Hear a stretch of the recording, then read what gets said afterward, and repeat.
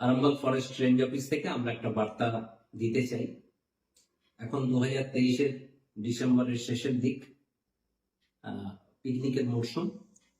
আমরা গত বছর একটা উদ্যোগ নিয়েছিলাম যে আমাদের আরামবাগ রেঞ্জের অন্তর্গত যে চাঁদুর ফরেস্ট আছে, চাঁদুর ফরেস্ট দীর্ঘদিন একটা পিকনিকের কেন্দ্র হয়েছিল এবং এখানে যথেচ্ছাচার চলত। Sound system, DJ sound, plastic সহ আরো বিভিন্ন রকম ক্ষতিকর পদার্থ তারা জঙ্গলে মানুষজন ফেলে যেত এবং এটার ফলে কি হচ্ছিল, এখানকার যে জঙ্গলের স্বাভাবিক রূপ, সে স্বাভাবিক রূপ বিনষ্ট হচ্ছিল। এখান থেকে, এই জঙ্গল থেকে জঙ্গলের যারা স্বাভাবিক বাসিন্দা, সেই সমস্ত পশু পাখি, তারা তাদের স্বাভাবিক বাসস্থান হারিয়ে ফেলছিল, তারা চলে যাচ্ছিল।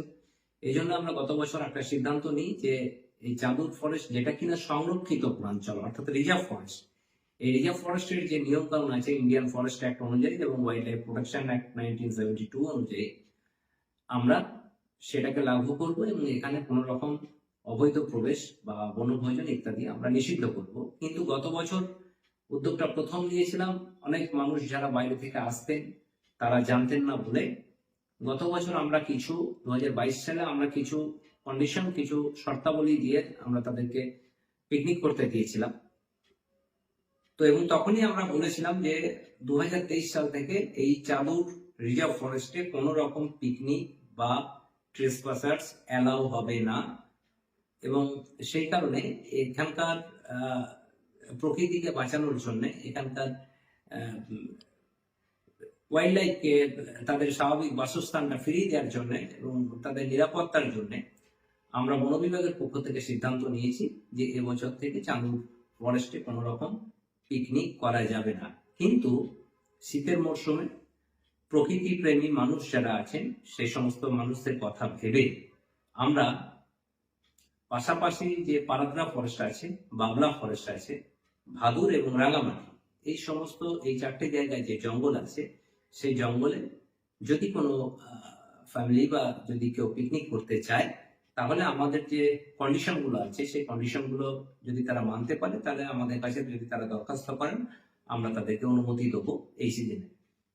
কন্ডিশনগুলোর মধ্যে সর্বপ্রথম হচ্ছে যে কোনো রকম সাউন্ড সিস্টেম জঙ্গলে ব্যবহার করা যাবে না। জঙ্গলের নিজস্ব যে নিস্তব্ধতার, নিজস্ব যে ওখানকার আওয়াজ, সেটাই থাকবে। দ্বিতীয়ত হচ্ছে যে যেগুলো মাটির ক্ষতি করে, প্লাস্টিক জাতীয় দ্রব্য, সেগুলো জঙ্গলে যত্রতত্র ফেলে রাখা যাবে না, ব্যবহার করা যাবে না। এবং পিকনিকের পরে বাড়ি যাওয়ার সময় দেখা যায় তারা জঙ্গলকে নোংরা করে দিয়ে চলে যাচ্ছে। খাবার দাবারও যে অবশিষ্ট পড়ে থাকছে, জঙ্গলে পড়ে থাকছে, সেগুলো অ্যালকোহলিক